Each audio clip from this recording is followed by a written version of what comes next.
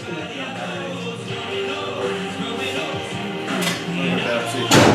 is supposed to slide.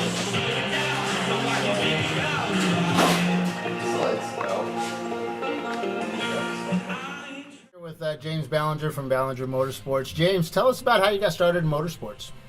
Well, I got interested in high school, just got really interested in cars, and picked up an old beater at the time, an old Trans Am, and decided I want to pursue a career in motorsports. So I managed to pay my way through college, doing something unrelated, and went into Formula SAE in college.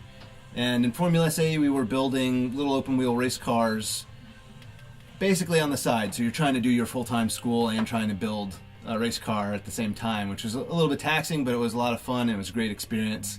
I still go back and I judge those cars now as a design judge. And what school was it? Virginia Tech. Yeah, stayed in Virginia. It's the good way to keep it inexpensive, because I grew up here and got the in-state tuition and everything, so allowed me to work my way through. So I first met you were working at electromotive engineering. Is it electromotive engineering?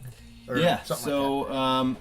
After college I went into an ECU manufacturer called Electromotive. They were based in Manassas. They still are based in Manassas. And did some design work, and we were doing a new ECU line.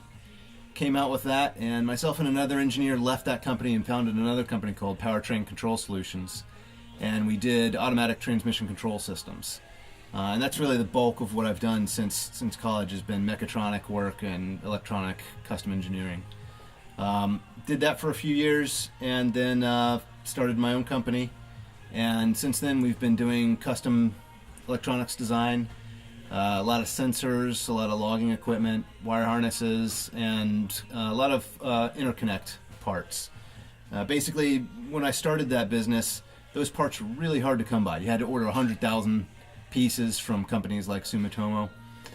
So we were buying them in bulk and making them available to the consumer for the first time ever. So you could put them on your Toyota or your Nissan or whatever the case is. This is one system that we're using. This is an AIM dash, and we get to see information on there. It's just in a dead state right now, basically, but there's screens that give us sort of predictive timing and all kinds of things about the car.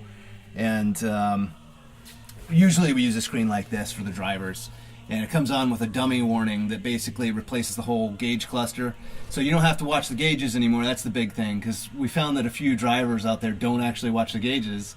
Thinking of Troy specifically, because he's not used to having gauges. Yeah, well, so he had a gauge coolant, and our car spiked on temperature one time. He thought it was fine the whole time. We went back and watched the video and saw it spiked to 235, 240 or something like that during his stint.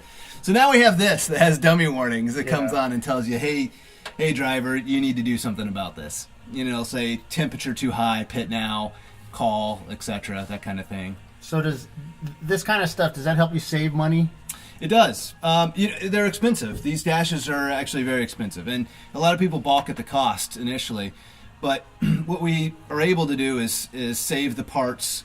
We're able to keep the engines running longer. We're able to stay more reliable. We're able to get the information back to the pits, and we have a wireless telemetry system, so we can see things like fuel status, is the diff okay, that kind of thing. So we can be predictive in terms of when our fuel stops need to happen, and basically we can see things before they fail. So we're able to take steps early on, and hopefully we just get into preventative maintenance instead of blowing things up. So what's your name? Jared. Jared, what do you do with Ballenger Motorsports, or whatever they call the team? I think River City Racing, or there we go. Team Unicorn something. I forget. It's got a number of names. I do a lot of just the CAN bus work between like the dash and ECU, like mapping the devices together. What kind of dash do you guys use? AIM MXG.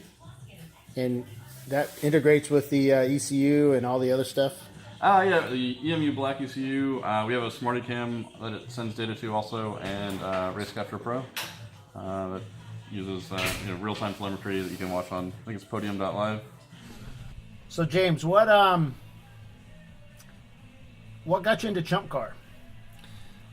Well, I used to race and track motorcycles, and after a few too many incidents, I was interested in pursuing cars, and had been looking at ChumpCar, Lemons, and some other budget series, NASA, SCCA for a while. I got initially involved with a Turbo Miata, doing some NASA races, NASA events, and I went to a Lemons event with Troy Trulio, and there were problems with the car at the time. Since then, he's become more reliable, but I worked with him, and we just kind of kept going from there. We knew each other from some past work at Electromotive years ago, and got involved through Troy, and we've been working cooperatively on his car, and then we started doing this car in 2014 with fewer races, but we're ramping it up a little bit. We had that 1UZ engine. Initially, we were a KA24 in this car, the 240 SX. So it was the original inline 4. Then we moved up to V8, which is sort of outlawed now. And now we swapped it to another low-power V6, basically.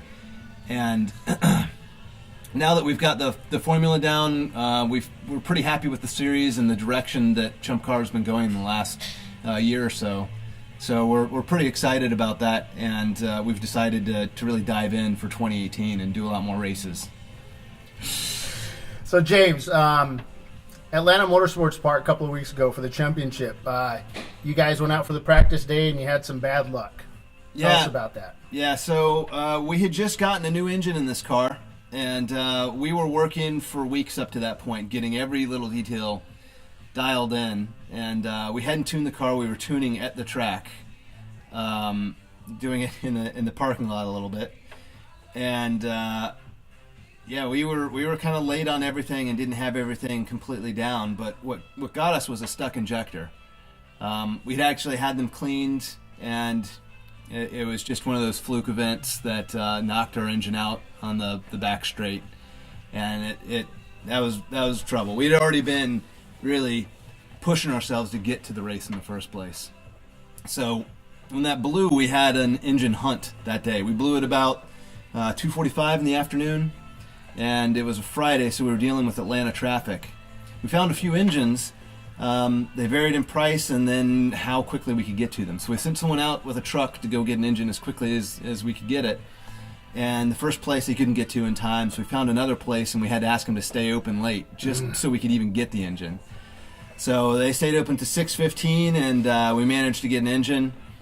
Brought it back, and we had been stripping down the engine and taking it out. And because it's a Maxima motor, it sits the other way. Ours is rear-wheel drive, Maxima's front-wheel drive. So we have some parts to make it work on our rear-wheel drive application, which means all those parts had to be swapped over, and that really hurt us in terms of time too, because all those things took a lot of effort to get over. So in the future, we're going to have a hot spare set up for our trans and our engine, but in this case, we think we probably would have been able to finish up around 9-10 maybe if it had been just a normal swap without all the extra parts we had to deal with. In this case, yeah, we were struggling.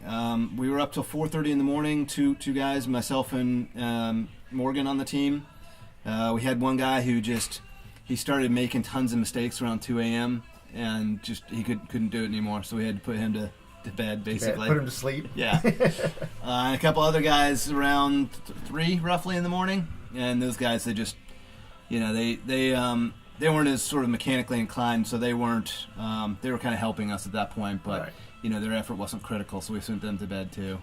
And so we got the engine all swapped in, and we didn't try to fire it up at 4:30 in the morning, wake everybody up in the pits, out of respect to everybody. So next morning, Morgan went out and he fired it up, and we could hear the engine coming over and diagnose when it was at TDC, and what we were finding is it was slowing down at number 1 TDC and basically stopping the motor. And so we start pulling parts and figure out there's injector just stuck wide open. And we were lucky we didn't damage anything again. Morgan's diagnostic work there was great, and figured it out, got another injector in there, got it out. We got lucky because we had tuned it with that injector partially stuck. in the paddock Right. the day before, and we managed to get it out, get it on track, and run the entire race with that junkyard motor, with that everything as it was, basically just one part swapped out. So you started out late. Yeah, so it took us, I think somewhere between 21 and 23 laps down is where we started. And where we ended up, we managed to claw ourselves back several times. And we had a couple driver incidents. One guy got black flagged, and he had an incident on track, and that cost us about 13 minutes. So if we had had just a great race, we would have been able to probably crack top 10. As it was, we got 14th. But out of the field, doing that at 4:30 in the morning, getting everything in there, and just, really working our asses off. It was really taxing for everybody.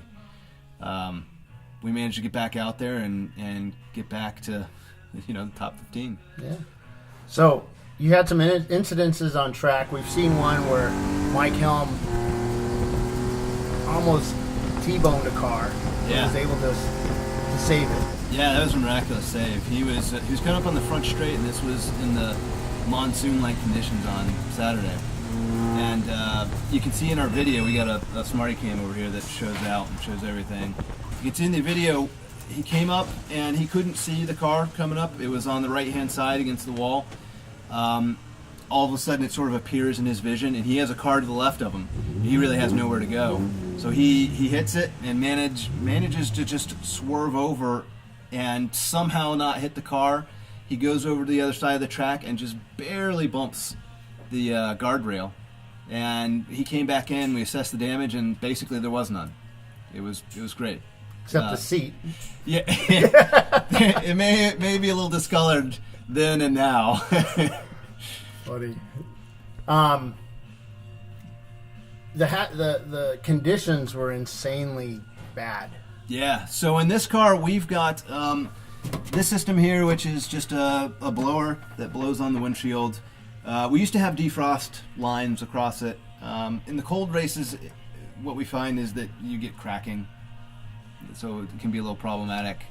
What we ended up doing was taking this other fan, which actually pulls from an aqueduct on the back, and we ended up routing that up and under on the windshield too later in the day, and that helped a little bit. But yeah, the mist, the fog, the rain, and the temperature just led to conditions where the visibility was terrible. The track was difficult to manage, and ironically that was our safer day. We had less driver incidents on that day than we did on the dry but cold Sunday. So we had some people who were really worried about dying. Just one of those little details, they're like, basically we had a little bit of a fuel leak in here, and we really didn't want fire to make it forward. So now we have basically a firewall up there, and then we have a deck lid, and the deck lid extends back here. But the deck lid screws came loose during the A&P race. The whole thing folded back and was held on by one remaining screw. And we had to take that off. We had to take that off during the race. Did it pull the rib nuts out, or did it? No. Just, okay. No. They literally okay. they backed out the whole way, Yeah. and then one found himself in Troy's rotor. Yeah. We have a lot of new teams that are looking at coming to race with ChumpCar for 2018. What kind of advice do you have for these teams for their first race? For the first race, I would say look at everything that's rubber on the car. Anything that's elastomeric that will have worn out. It could be a radiator cap, it could be a bushing, it could be a hose. In the early teams, those are the things that I see failing all the time. They fail consistently, and they may look fine on the outside. It may be a hose that looks fine, and then suddenly it's a burst radiator hose or power steering hose or whatever it is. So go through everything on the car that is going to wear out and just crack apart. I don't like the seat. Wait. You should be, of the drivers, this should fit you. Oh, I probably love best. this. This is great. So what's the problem with the seat? John. What's wrong with it? It squeezes too hard. Well, you shouldn't be so muscular. That's what the One sexy Joey. That's what. Hot Joey. Hot Joey. Hot Joey. That's what the straps are for. Like they keep you to the seat. This is just like So you're saying you got too much triangle on your man bod? at the wrong place. Yeah. What would you do different if you could start all over again? If I could start all over again, I would have a much more focused view of weight. I probably would have a different cage to start with. I would be tying in a little bit differently, and I would be doing some of the bars and attachments differently, and I would be taking out more weight when it's just in shell form. I would also have started with a better driver development package, basically. Try to get the drivers up to speed faster and get more information to them earlier. We have been doing that, but I focused more on the actual car than the drivers, and in retrospect, I think I'd move that around a little bit. The car? What do you think? What do you think? Is that good? Is that a good seat, John? Pretty good. Yeah. Is that your favorite new race seat? Do you approve this seat? Is this one going to be John approved?